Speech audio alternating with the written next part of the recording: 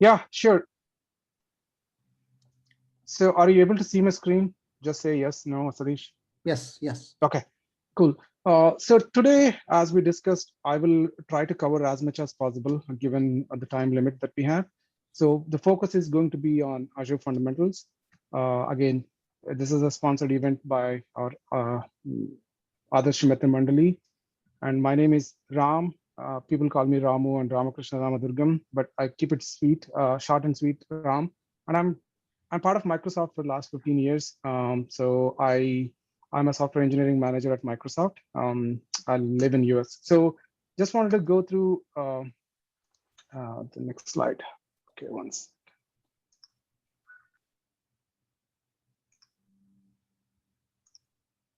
So this is the agenda for today.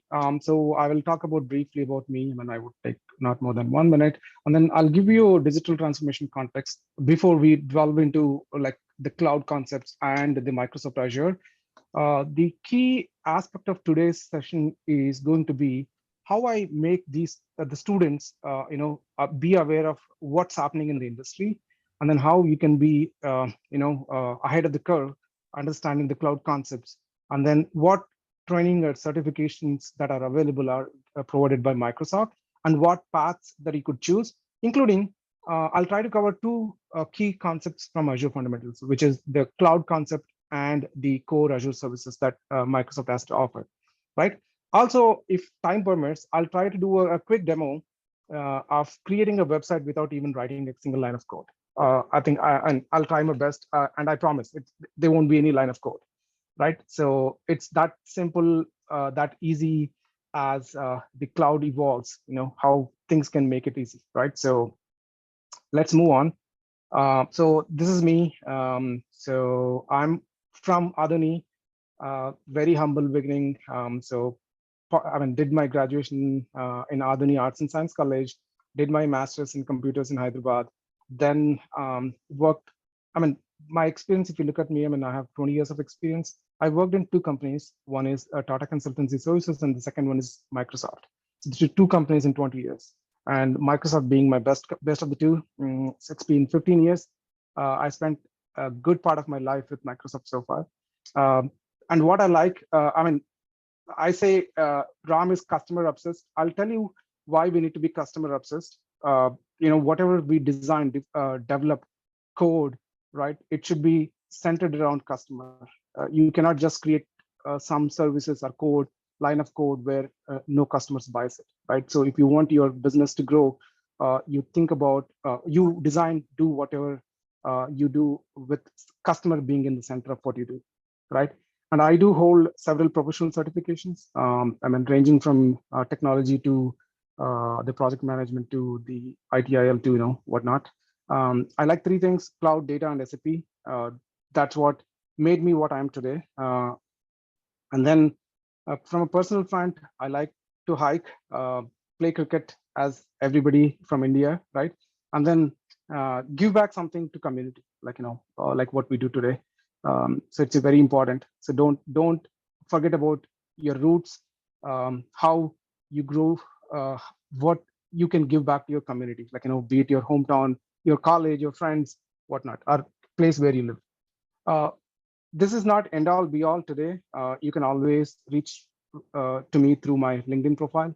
It's there. I'll share this deck with you guys so you can connect with me in case if you have any questions, any professional advices. More than happy to do it. I may not know everything. I'll try my best to answer what I could. Right.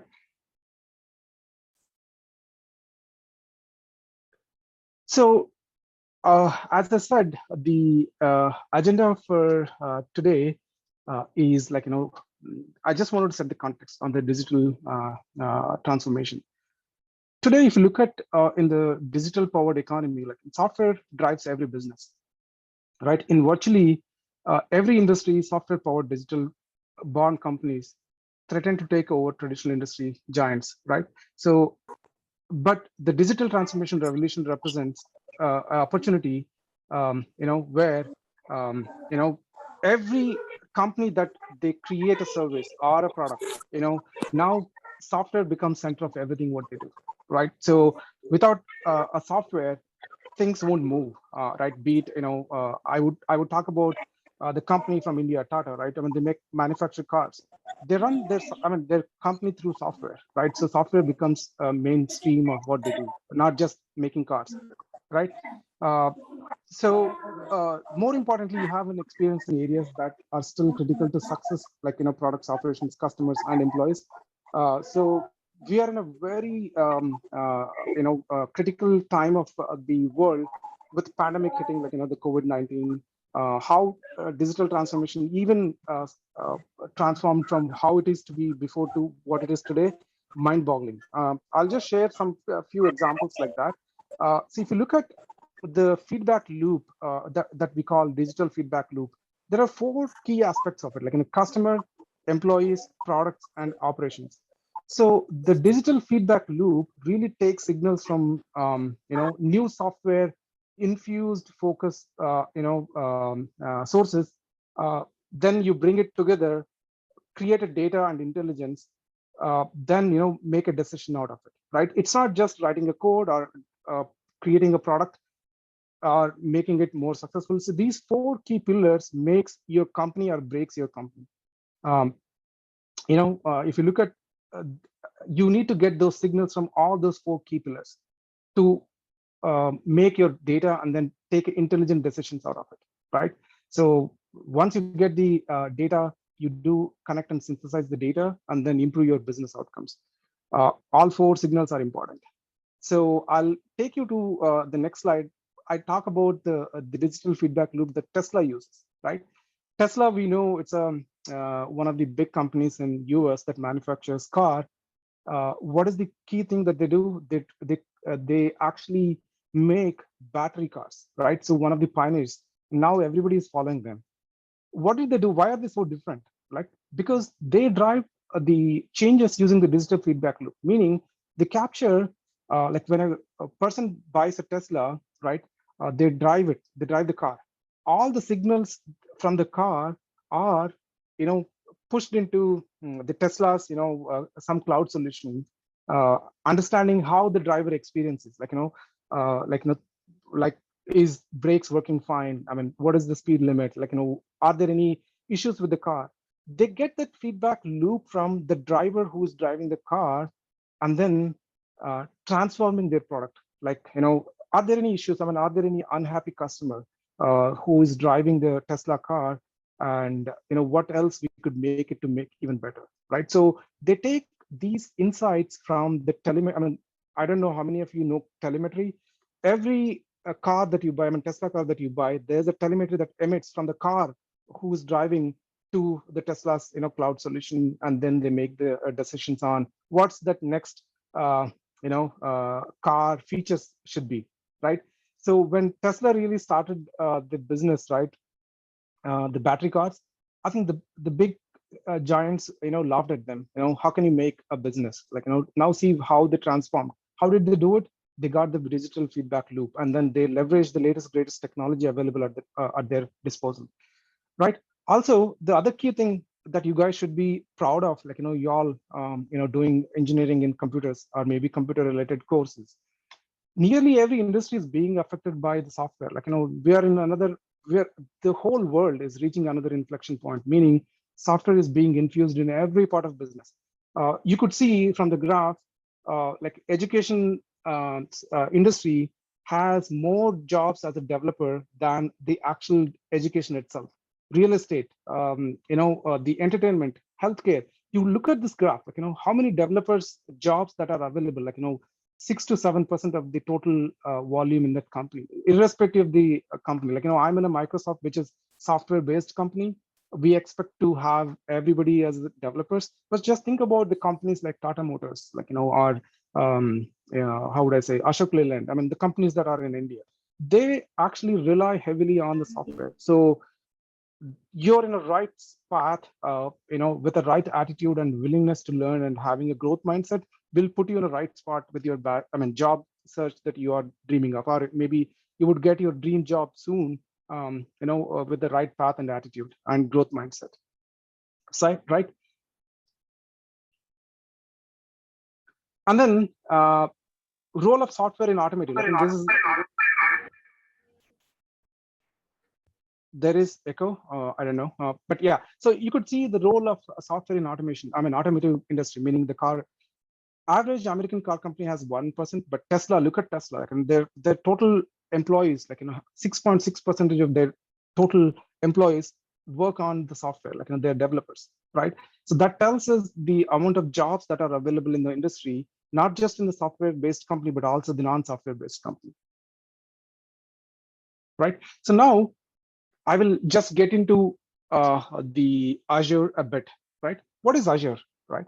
Azure is the cloud solution that Microsoft offers to the customers, right? So um, I'll go a little deeper on what cloud is, but let's look at what Azure has to offer. So Azure has different layers of services that it offers. The first being the infrastructure, right? What constitute infrastructure? The compute, networking, storage, security, and identity. What these, I will go in detail in the next slide. Just think about, today we all buy hardware. You buy a laptop, right? You spend maybe 1 lakh rupees, or 60,000 rupees, 70,000 rupees, depending on the configuration and the company. So if you buy an Apple Mac, you might spend 1.5 to 2 lakhs, right? What happens after 2 years? Your investment on the hardware that you bought, you can't change the configuration, right? And software hardware is always evolving, meaning every day we're seeing new innovations, right? Like the processors, like i3, i5, i7, and storage, which was hard disk drive earlier, now it is SDD. So I mean, the technology is evolving, and then 2 years down the line, the money that you put, 60, 70,000 rupees, might be you might have to resell it for 10,000 rupees because you have outdated hardware, right? So you're incurring upfront cost to buy a hardware, and then after a certain period, you're losing that value of the hardware, because it's not like buying a house and then you stay for your lifetime. No, that doesn't happen, because technology is evolving, every day changing. You need to be if I run my code, I used to write code in Basic and Pascal, which used to run in 486 machine, 586 machines, right? So can I do anything with that? No. I mean, I don't have patience to even log into the such systems. Everything is fast now, right? So cloud gives you that opportunity to make things easy for you, in terms of spinning up the latest greatest hardware, and then you don't have to pay the entire hardware cost upfront, but pay what you use it for. I'll go in detail, but don't get overwhelmed with what I just said. So there are infrastructure related services that Azure offers, and then there are serverless. uh, what is serverless? And I mean, this is another terminology we use mostly in cloud technology. Serverless is you're not worried about the underlying infrastructure when you deploy code. So what you do is you go say, I wanted to write a spin up an app or a website, and this is my requirement. I need to ensure that whoever logs into my website be able to log in within no time. And then if more number of users log in, I need to auto scale automatically, right? All those things are taken care by Microsoft Azure for you to spin up more servers beneath that. You don't have to worry about it, because you just configure it. If more than 100 users log in at any point in time, I want to scale up my system, so number of users logging into the system should not have any performance degradation. Like for example, if there is any result that announced by the government, every student go into the the portal and then try to look at their marks.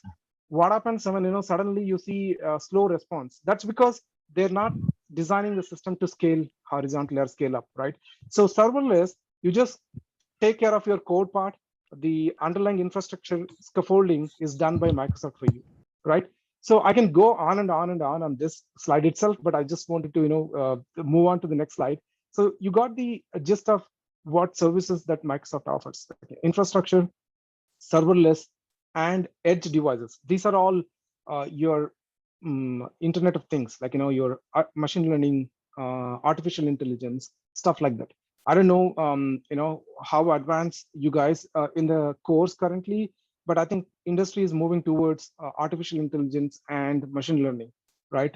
Edge devices play a pivotal role in contributing to that type of a work. Let's look at a little deeper on what Azure offers. I just talked about the compute, right? Compute is like the services that are often one of the primary reasons why companies move to Azure platform, because it provides a range of options for hosting your applications and services. And then networking. When you have a big company like where you have multiple systems are involved, like your infrastructure, your services, you have to connect them, like then Azure provides the networking services, so that this links your compute resources to talk to each other, right? So then storage, I mean, when you buy a computer, you have a storage, like your hard disk drive. Like similarly, Azure has the storage service provided. It has multiple things like your blob storage, file storage, queue, and table storage. Again, I don't want to go deeper in that.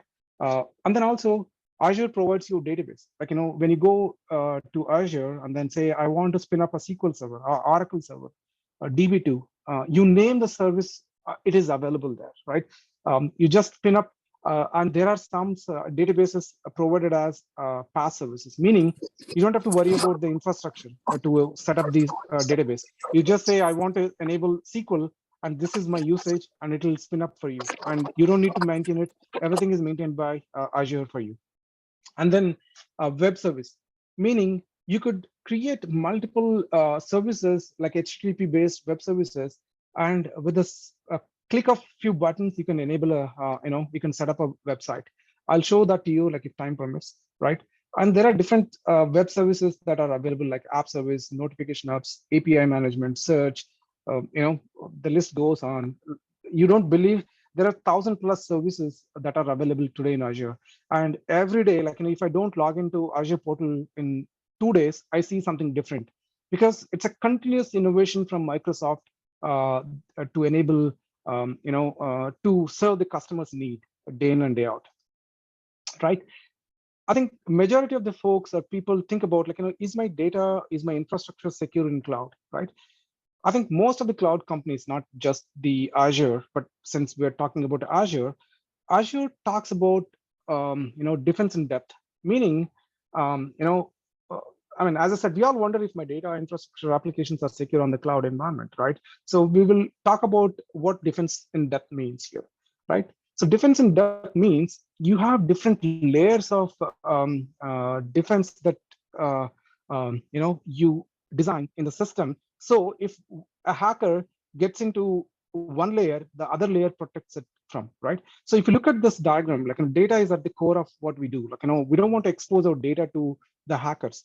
Like we have seen several incidents where data is sold, so hackers make money out of it, right? So how do I protect the customer's data in Azure, right?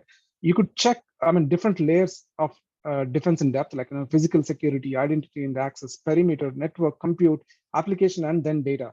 Even data is encrypted at rest and in transit, meaning even if hackers wanted to get to this layer after breaking through all these layers, it's still protected. Like that's the level of security we're talking about when it comes to cloud, right? So I mean, there are some breaches that happen in the Azure, but continuously Microsoft ensures that we protect customers' data through these defense in depth mechanisms, right? You could see the different responsibilities on various layers. Like on premise, like just think that the companies own their own data centers, right?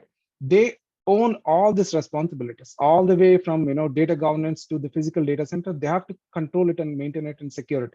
Whereas when it comes to the IaaS and PaaS and SaaS, you could see the responsibility is moving to the Microsoft more than the company itself as we move along the lines of this, right?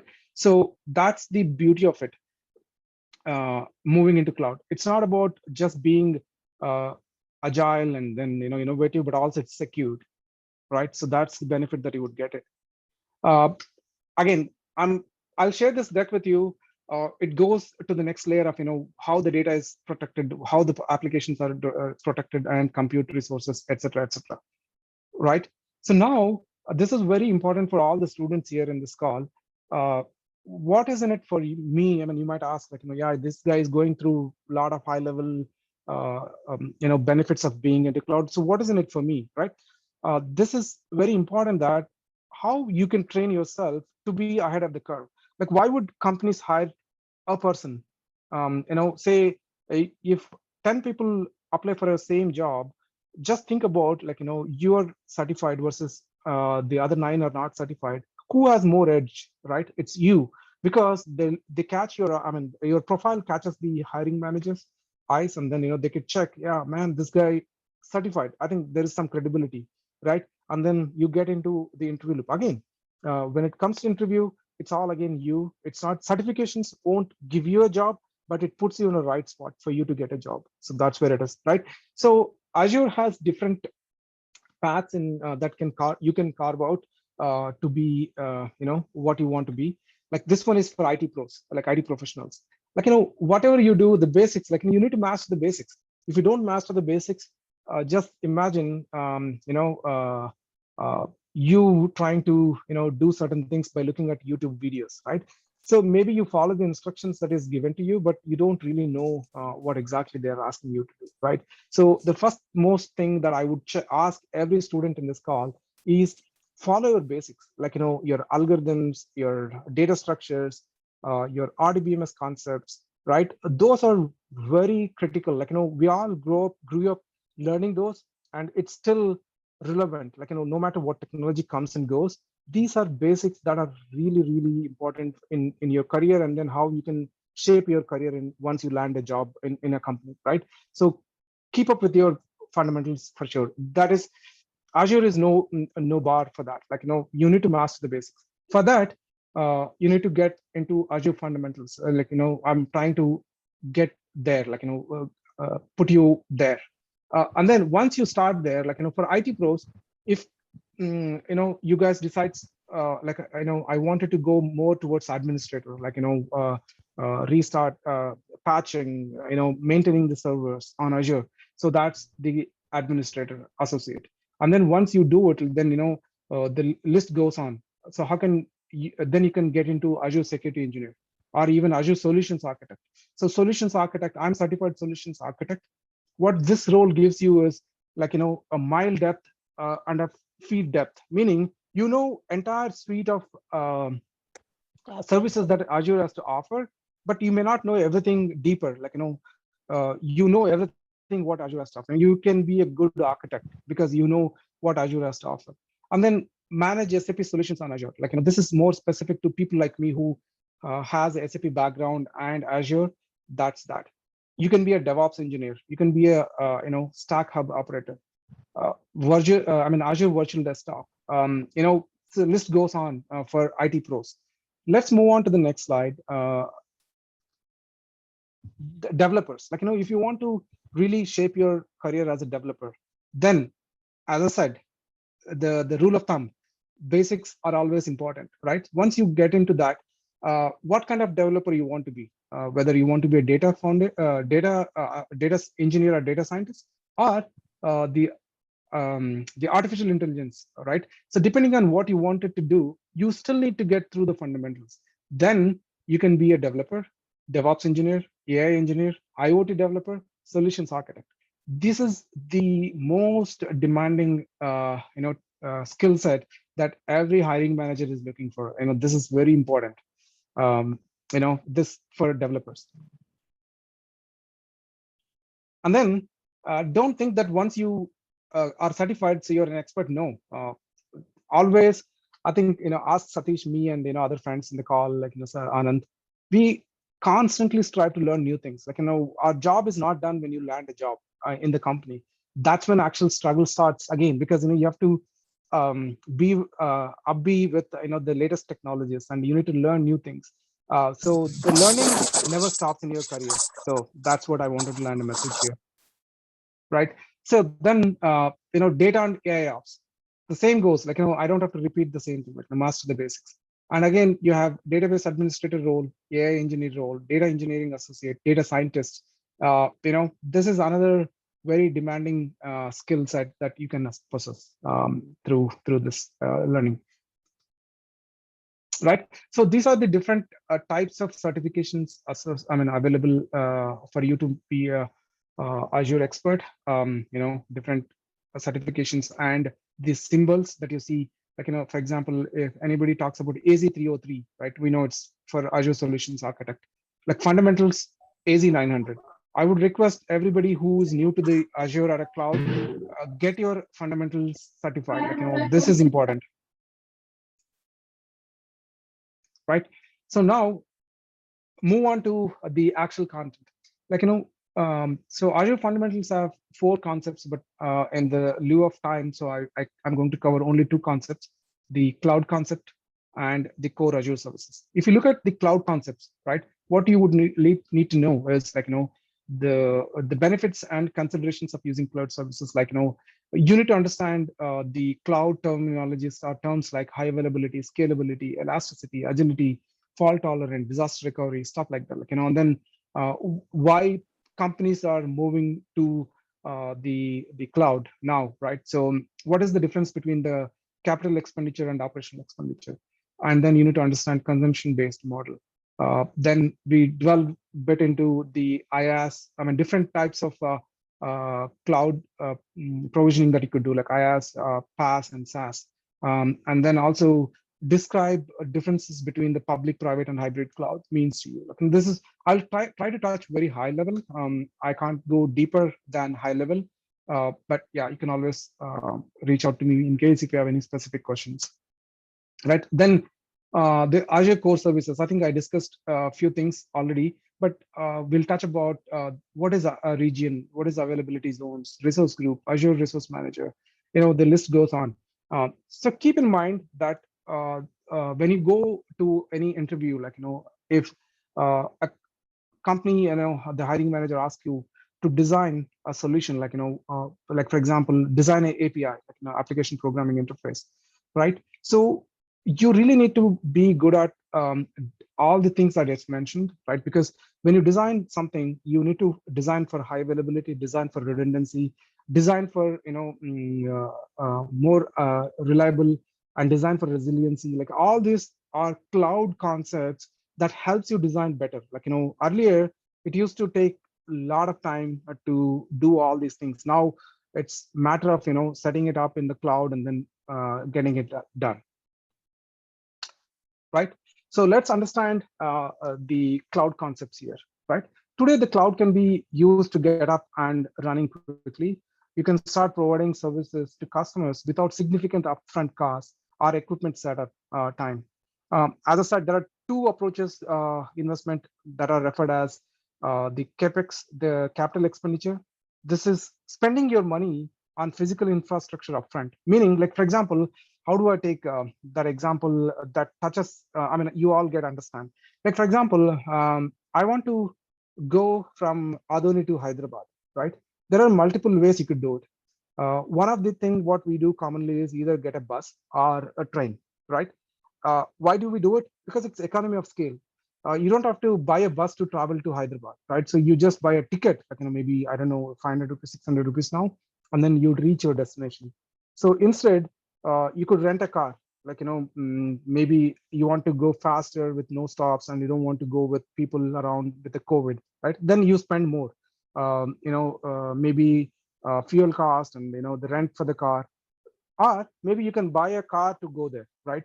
Then it's you put a lot of money upfront to go there. Similar, same concept here. Like, why do companies have to invest on uh, the infrastructure when that infrastructure can be easily set up through cloud, right? So you just set up on the cloud and then pay for what you use. So what do you do today? Like, you don't generate the power, like a current, to switch on the lights or watch TV. Like, you buy power from power generation companies, and you pay what you use, right? What they do, they come look at the reading, how much you are using, and then they ask you to pay for it, right? You don't have to set up the transmission and then power lines and then the employees to generate current in your house, right? So economy of scale, right? That's exactly what cloud is all about. And then your operational expenditure. So operational expenditure is spending money on services or products now, and you're billing it as you're using it, right? So that's the difference. You don't have to uh, put a lot of money to buy hardware, and then down the line it's a throwaway money, because after 3 years that hardware is no more relevant in the industry, right?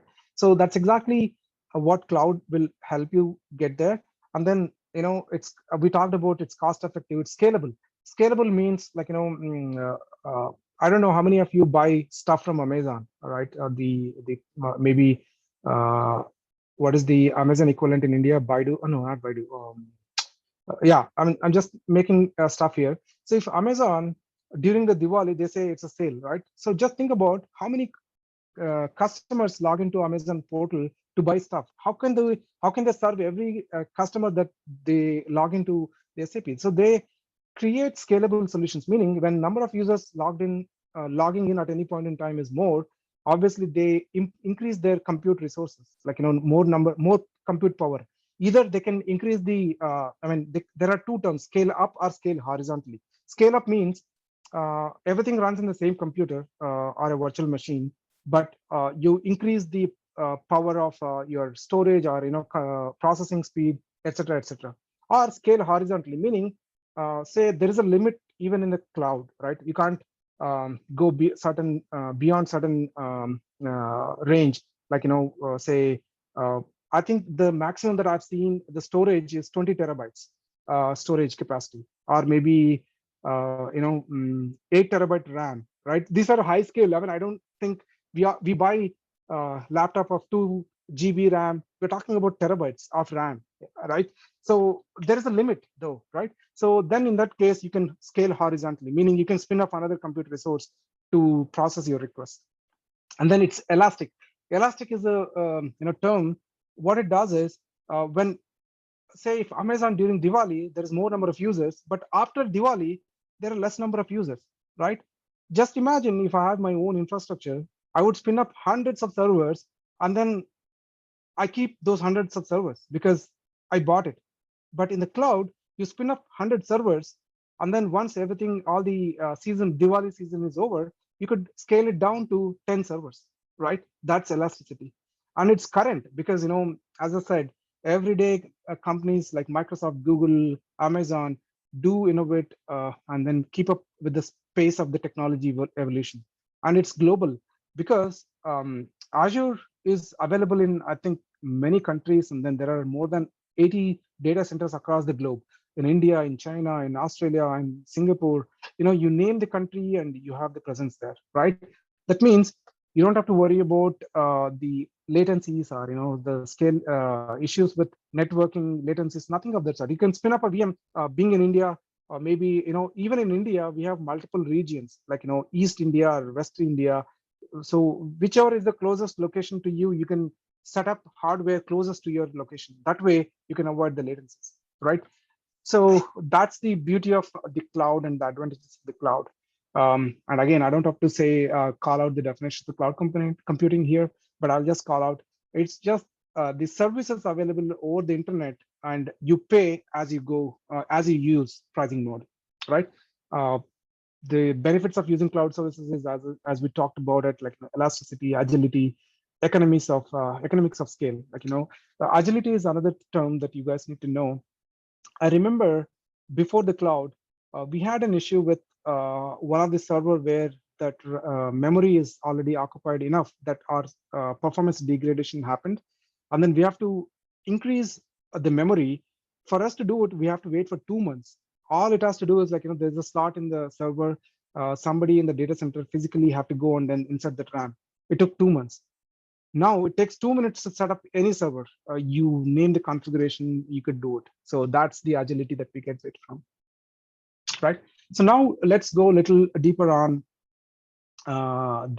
what is the difference between private, public, and hybrid cloud, right? So there are, we talked about there are several advantages of that a cloud environment has over a physical environment, like but let's look at what is a public cloud and private cloud and hybrid cloud here.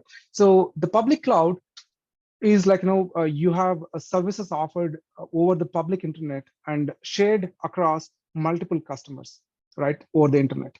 Like you could share, you don't know that you're sharing those resources, but you're your performance is guaranteed by the cloud providers. Like, but also your data is protected to an extent. So you share cloud resources such as server storage, stuff like that. What is a private cloud? So private cloud, like if companies little worried about sharing resources with other companies, then what you do, you go to the private cloud.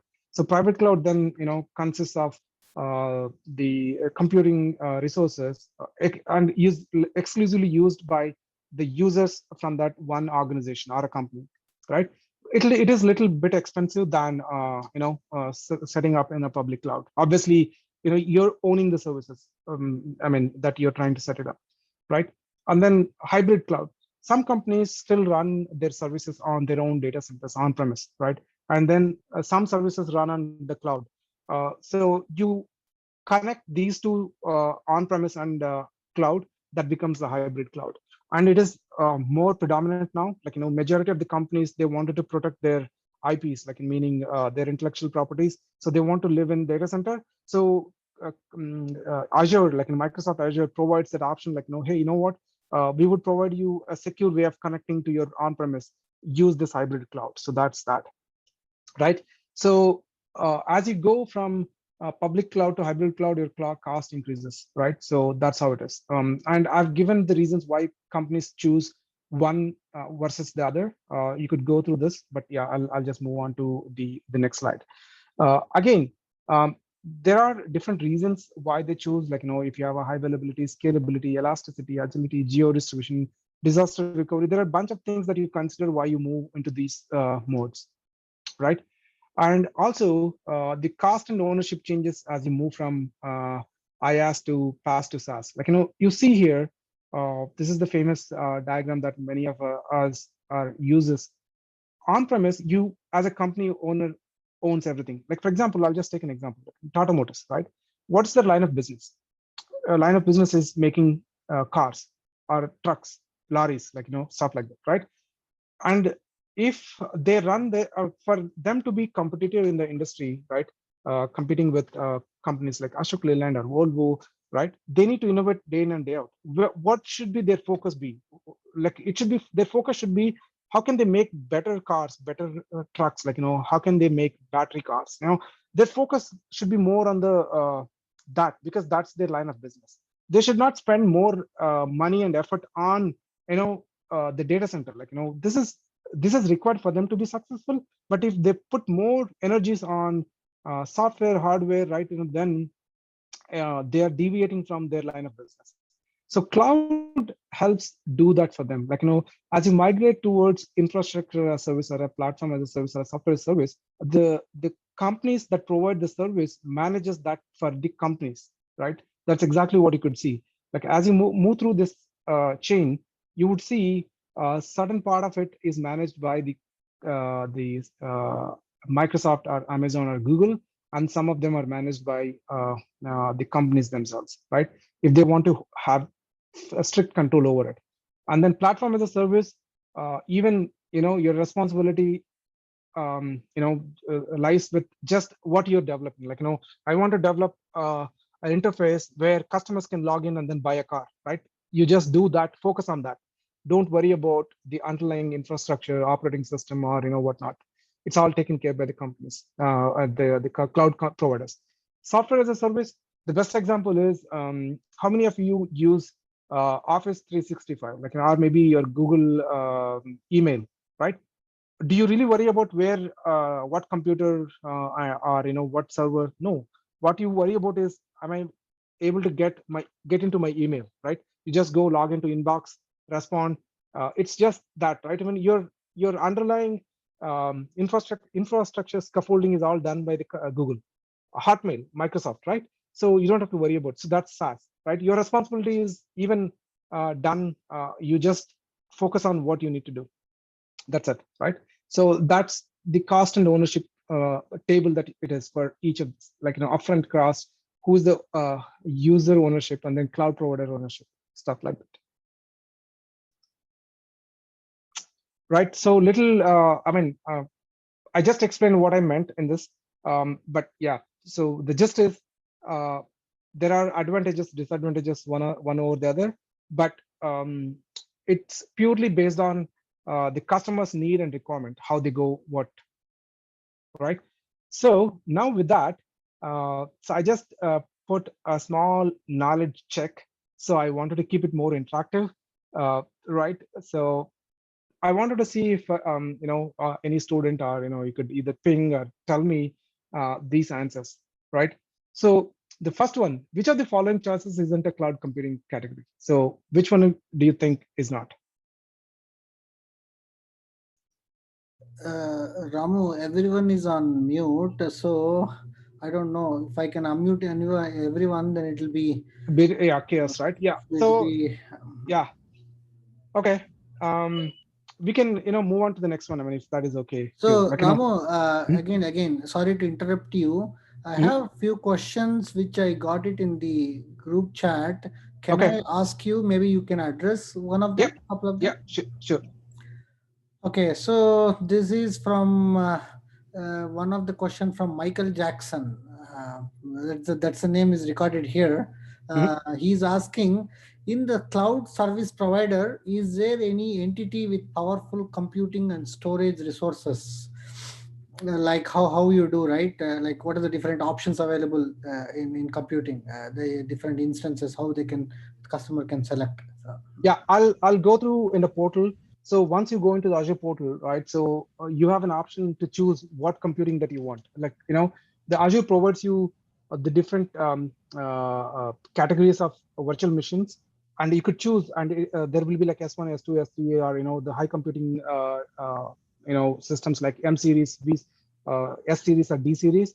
Each one of them have a specs associated with it, meaning each computer will come with certain processing speed and storage availability. All that is documented. I'll show you. I mean, once after this, I'll go through maybe a minute or two. If that answers, Michael yeah. Jackson.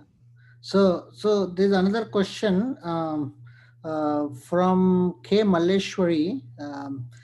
She's asking, what is eucalyptus in the cloud computing environment? Explain the use of eucalyptus in cloud computing. This is first time I'm hearing. No, I can. actually, yeah. So I can take it up, Ramo. Mhm.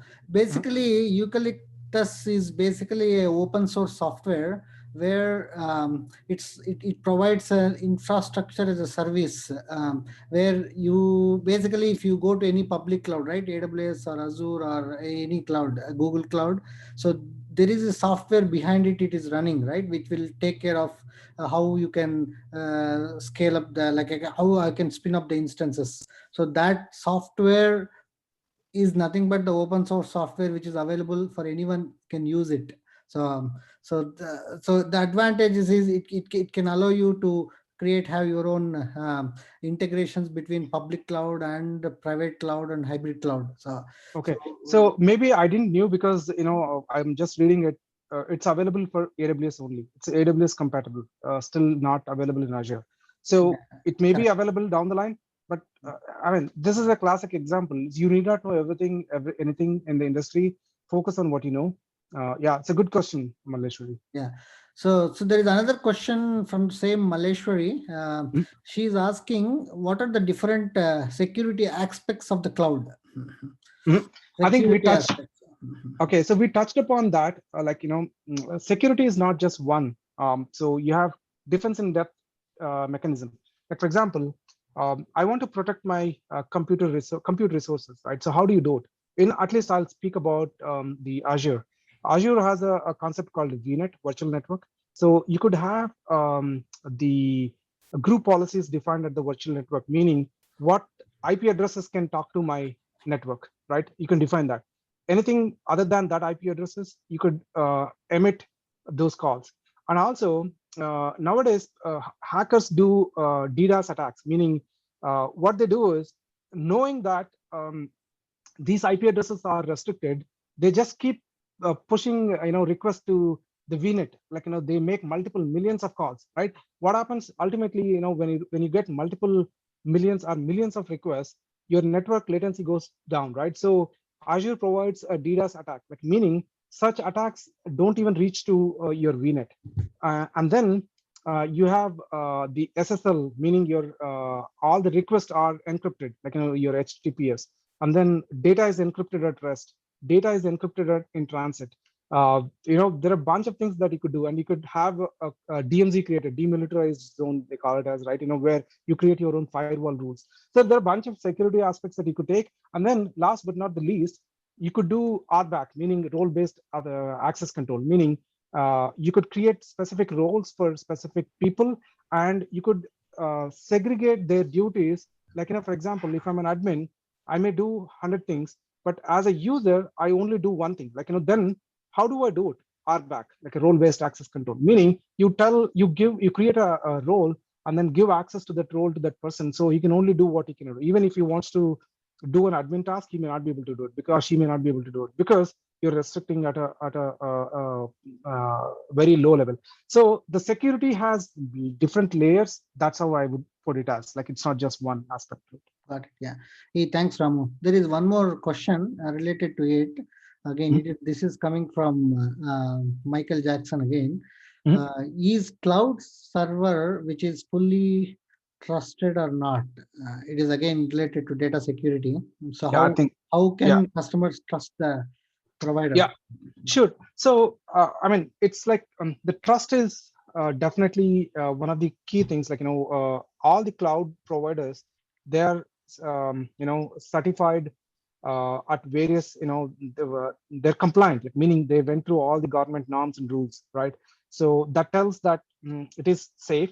But again, if you're choosing IaaS versus PaaS versus SaaS, that's the difference that you need to check. I mean, if you're spinning up servers like IaaS, right? There is a public IP, private IP concept where you could protect your services. It's like a clay that is given to you, how you mold it, right? You can make a pot, or you can make a rock, or you can just create a pot with a lot of holes in it, right? So it's up to you on how you can make it.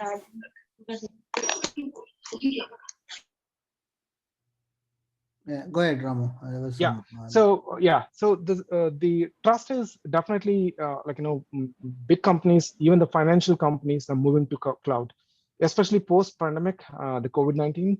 We're seeing surge of companies moving towards cloud. That's because they're secure, they're global, they're elastic. We just talked about it, and security is on top of it.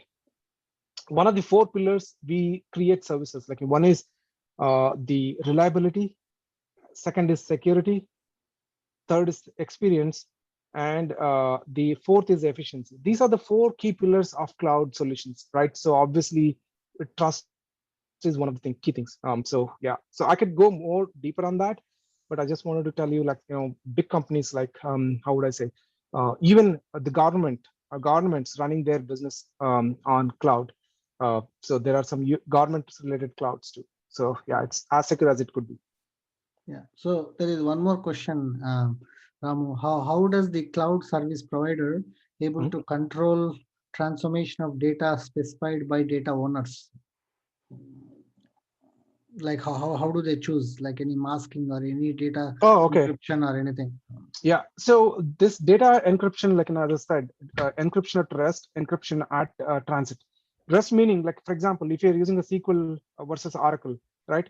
Those RDBMS, the providers, lets you encrypt the data on their own. Like, you can once you create a table in database, you could go do encryption at the table level, or at the row level, or at the page level, right? So each software provides you that option. And cloud also, if you look at I didn't go deeper into the infrastructure side. The data transmission happens between two physical or virtual machines, like, database machine and to application machine. It goes through the data plane that Microsoft Azure created, meaning Microsoft has created their own cabling network through the data centers. So it doesn't go through internet. Nothing goes through internet. Everything what you see in the Azure goes through their own cable, meaning they wired their data centers. Nothing goes outside of internet, right? So that's one level of security. And then you could use the encryption, algorithms like SSLs, and then there are a bunch of open source encryptions, and those services are also available or possible on Azure. So you could do that. So it's like, as I said, it's a clay given to you. You mold how you want it to mold based on your requirements. Yeah, sure. Hey, thank you, Ramu. Again, one last question I have. Again, this is a generic question. Mhm. Which type of web applications can be deployed with Azure? Again, this is coming from Maleshwari again. Which type of applications? I mean, Which web applications. which web application, like which any application can be Yeah, deployed once you yeah, spin up, right? So yeah. Any. I mean, it could be your basic HTTPS. I mean, sorry, HTML to Node.js, or you name it. Okay, you could do it there. yeah. So again, because once you have the server spin and available to you, once you Mhm. log in, so you Yeah, can install whatever is possible. So yeah, whatever the software licensed to you. yeah, yeah. Absolutely. Yeah. Okay. Any so Ramu, you want to finish the knowledge check? There's 4 questions. Yeah, sure. So, I mean, which of the following choice isn't a cloud computing? Obviously, NAS, that's networking as a service. That's not the right answer. That's the answer because that's not a cloud computing category. Which of the following statement is true? Like, we talked about operational expenditure, right? So with I mean, OpEx, you are only responsible for the computing resources that you use. That's the answer. And then which of the following options isn't a type of a cloud computing? So you guessed it right. It's a distributed cloud. That's not the type of cloud computing. And which of the following choices isn't a benefit of using cloud services? Here, uh, isn't a benefit. Like, we talked about scalability, disaster recovery, high availability, geographic isolation. So geographic isolation is not a benefit of using cloud services. I think we are at time. I think, Anand, sorry, Satish. So Yeah. what do you think? So We should stop here. I mean, I can just do a brief you want to, overview. Ramu, just again, if you have a time, since a lot of students are in the call, is it possible for you to quickly just log into Azure Cloud for 1 or 2 minutes and then show? Is it possible? Yeah, sure. I'll do that. Yeah. So we will try to wrap it up in the next 10 minutes. Again, this is just a one-off session. We're going to have many sessions in the upcoming weeks. So we will discuss with your HOD, Malesh sir, and then come up with the next schedule. So, but again, we're all there. If any questions, because a lot of members from Adarsh Mitra Mandali, they're all working in top organizations. So you can all reach out to them if any internships or any jobs. We are ready to help, even in India or anywhere else. Yeah, Right. absolutely. Yeah. So this is just a landing page in Azure portal. I'm just showing you my own Azure portal that I use here in Microsoft. So you could go and click on create resource. Like, I just talked about Azure service. This is called the marketplace, like meaning, like, and if you look at different categories that you see, like, the web storage, networking, bunch of things. Like, let's look at the virtual machine, right? Uh, I didn't tell you, or went through what is a virtual machine, right? Right. Uh, I don't know if you want me to go through that. I mean, I'll just take quick minute to explain that. I covered that part. So virtual machine is a software emulation of physical computer, meaning, like, I have a hardware server, like, I have a host or operating system, and then this is the software emulation hypervisor. Like, in Windows, Microsoft is hypervisor. I think VMware has different the software emulator for virtualizing, right? On the same hardware, then you can create multiple instances, like, meaning the same hardware is used by 3 apps here. Like, that's the advantages of using virtual machine. As I said, VM is again kind of getting legacy now, but everything is moving towards the container. Like, the container is even latest than the virtual machine. But I just wanted to give you like how you could share the same hardware by multiple applications, like, like this. Like, also the underlying storage, shared storage, multiple virtual machines can still access the same shared storage, even though they live in a different physical server, right? So that's the advantages of using the virtual machine. So if you click on the virtual machine, So Azure doesn't offer you a bare metal, meaning you won't be able to create a physical server. It all you create is a virtual machines, right? So that's what it is. And then somebody asked about, hey, how do I choose what I need to create, right? I mean, you could check all the different types of images that are available in the marketplace. Like, I'm just showing you a few here, but it could go, different types of operating systems, and then different types of the virtual machine types. The list goes on. Like, you could see here. Uh, you could, I mean, once I click on this, see all sizes, you could see there are different sizes, like, DS1 through, all the way to E series and D series. So you could check the RAM moving from 3.5 gigabytes to 32 gigabytes. And even, if I show you this D series, right, if you're talking about, terabytes, like, 140 gigabytes of RAM, this the sky is the limit when it comes to, the processing and compute resource that you choose here. So, and also your data disks, number of disks that you want to hold, and then what is the IOPS, like, input output, like, the thresholds that you wanted to create, like, or use it, the temporary storage, and then, the premium disk. Do you want to use HDD versus SSD? All that. And then you see the cost of the, I mean, this is from the US region. If I change it to India, maybe you would see the cost for that. Okay, you're talking about $41 a month for spinning up. And then when I don't need it, you just get rid of it. Like, you're done with it. Meaning you spent around $1,000, $2,000, and then that's it, right? So as you go on a higher scale, I mean, you end up spending a lot of money. Like, for example, this D series, right, costs you around $1,000, because you're talking about the 20 CPUs, 140, I mean, almost 1.4 terabytes of RAM, 64 disks. Like, you're talking about super, I mean, you're not a supercomputer, but I mean, just think that it's a big computer. You could do, process a lot of things just in milliseconds or maybe nanoseconds, right? So that's it for today. I mean, there are a bunch of services that you could spin up, and then it's a portal experience, meaning it's a web-based experience. There's nothing like, crazy about it. There are three ways you can host services. One is through web page. The other one is PowerShell script, or maybe a bash, the shell scripts, right? So there are different ways you can spin up the services here. So I mean, I could go on and on and on forever on explaining each of these services, but I will stop here for any further questions or anything. So is that okay, Satish? Yeah, sure. I think we reached the bottom of the hour, Ramu. I think again, Mhm. thank you, Ramu, for your time. I think it's a great presentation. I hope all the students who attended this session. Again, the important thing is everyone has to go back and then do some research, and then try to identify any questions you have.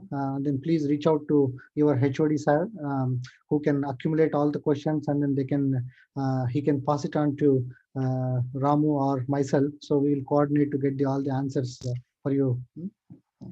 So with that, Malesh sir, you want to talk? Let me unmute you, sir. One second.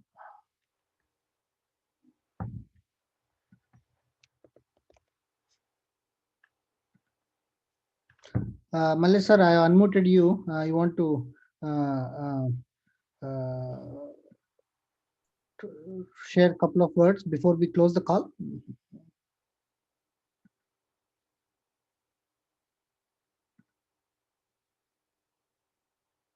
Yeah, I think sir is on mute. But again, anything else, Ramu, you want to share before we close?